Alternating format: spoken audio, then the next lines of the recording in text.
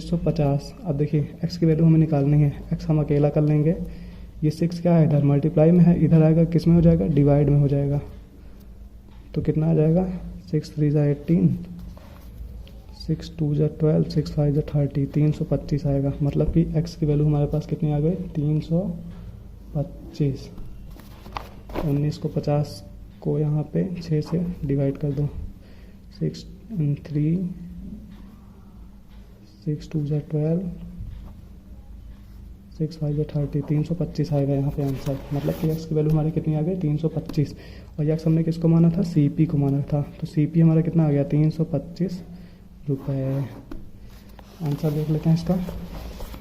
325 option में है, हाँ है, डी वाला आंसर हो गया इसका।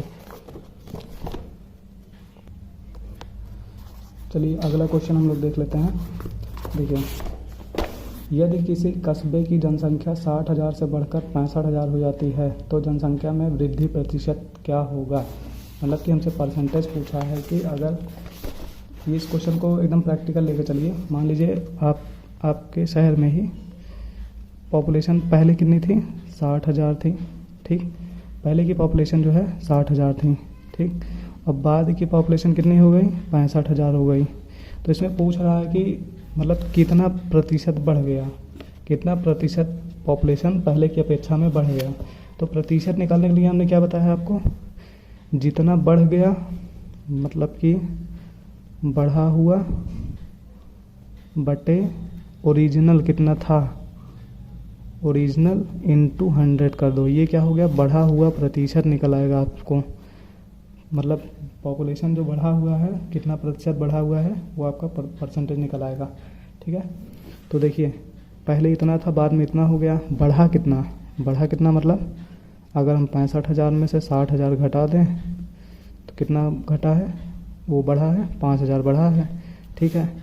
5,000 बढ़ा है, फार्मूला क्या है हमारा, बढ़ा हुआ बटे ओरिजिनल। बढ़ा हुआ कितना है, 5,000, ओरिजिनल कितना था पहले, मतलब कितना था, 60,000 गुणे 100, ठीक है।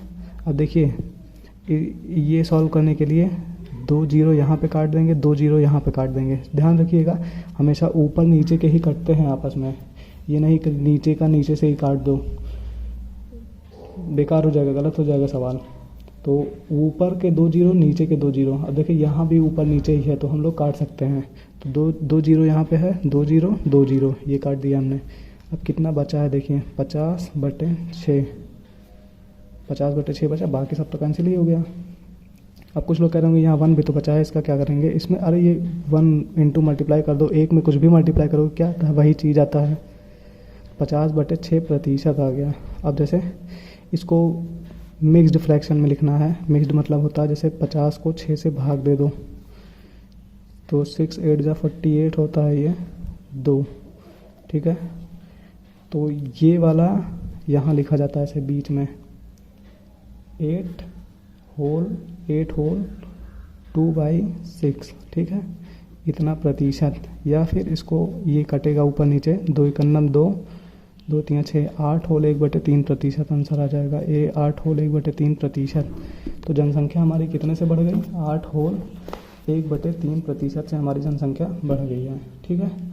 ये सवाल आपको समझ में आ गया होगा। तो हम अगला क्वेश्चन देख लेते हैं। अगला क्वेश्चन क्या है,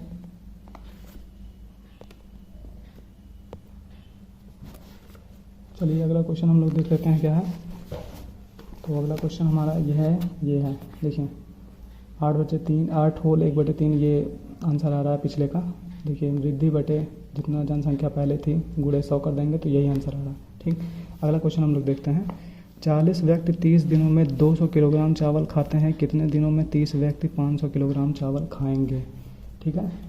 तो इस टाइप के क्वेश्चन करने के लिए हमारे पास देखिए सबसे पहले तो ये फार्मूला हमें याद होना चाहिए। इसका कॉन्सेप्ट मैं आपको बता देता हूँ। देखिए इस टाइप को क्वेश्चन का करने का तरीका क्या होता है कि जैसे M होता है, D होता है, वर्क होता है, M1 D1 W1 equal to M2 D2 W2। ये होता क्या है, देखिए ये होता है जैसे number of man, number of आदमी, डेज, मतलब कहा जाए कि कुछ आदमी कुछ दिन में इतना काम कर सकते हैं, ठीक। तो नंबर ऑफ मैन गुणे नंबर ऑफ डेज, कितने दिन में, बटे कितना वर्क करते हैं। ठीक, जैसे यहाँ पे क्या दिया गया है कि कितने आदमी थे, ये यहाँ देख लेते हैं। 40 व्यक्ति 30 दिनों में 200 किलोग्राम चावल। व्यक्ति कितने हैं, 40 व्यक्ति, कितने दिनों में, 30 दिनों में, और कितना चावल खाते हैं, 200 किलोग्राम। ठीक, और हमें निकालना कितने का है, देखिए क्वेश्चन आप लोग एक बार फिर से देख लीजिए। कितने दिनों में 30 व्यक्ति 500 किलोग्राम चावल खाएंगे। अब यहाँ पे हमसे क्या पूछा गया है, 30 व्यक्ति दिया गया है, कितने दिन पूछा है ना, तो दिन हमारे पास पूछा हुआ है। देखिए कितने आदमी हैं, तो आदमी हमें बता ही दिया था कि कितने आदमी हैं, 30 व्यक्ति हैं, 500 किलोग्राम चावल खाना है इनको, और कितने दिन में खाना है, तो इसको डी ले लेते हैं। ठीक, अब देखिए यहाँ पे हम इसको थोड़ा सॉल्व कर लेंगे। ठीक, ऊपर नीचे के जीरो जितने भी दिखते हैं काट डालिए आप, 1 0 1 0 1 0 1 0। ठीक, 2 1 2, 2 दूनी 4, और यहाँ कितना बचा, 3 दूनी 6, 3 दूनी 6 हो गया, बराबर 1 0 से 1 0 कटा, और 3 गुणे डी बटे 50। ठीक है, तो अभी हमें यहाँ डी का मान निकालना है, तो क्या करेंगे, क्रॉस मल्टीप्लिकेशन किया जाता है। ये यहाँ लाएंगे, ये यहाँ लाएंगे, डी को अकेला यहाँ रखेंगे। ठीक है, तो 6, ये इधर क्या है, 50 इधर डिवाइड में है ना, तो इधर जाकर क्या हो जाएगा, मल्टीप्लाई में होगा, बराबर ये 3 भी तो लाना है, 3 यहाँ मल्टीप्लाई में है डी के, तो यहाँ डिवाइड में हो जाएगा, तो यहाँ बचेगा कितना, डी।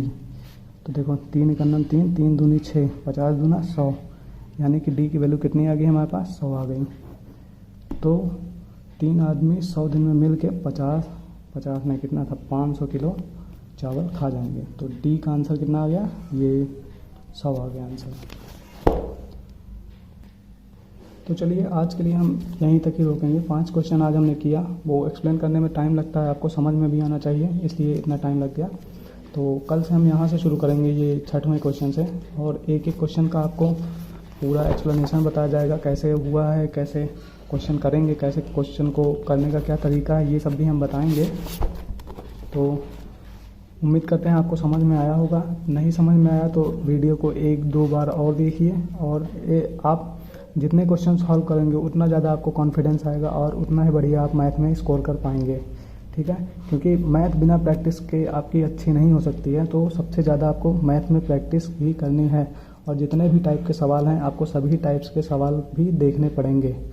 तो उम्मीद करते हैं आपको समझ में आया होगा। इसका अगला पार्ट वीडियो का मैं फिर बनाऊंगा, तब तक के लिए आप इसको रिवाइज कीजिए, और इस टाइप के क्वेश्चन जहाँ भी आपको दिखते हैं उस टाइप के करने की कोशिश कीजिए। ठीक है, तो टेक केयर, गुड बाय। अगले वीडियो में हम आपसे फिर मिलते हैं, तब तक के लिए बाय।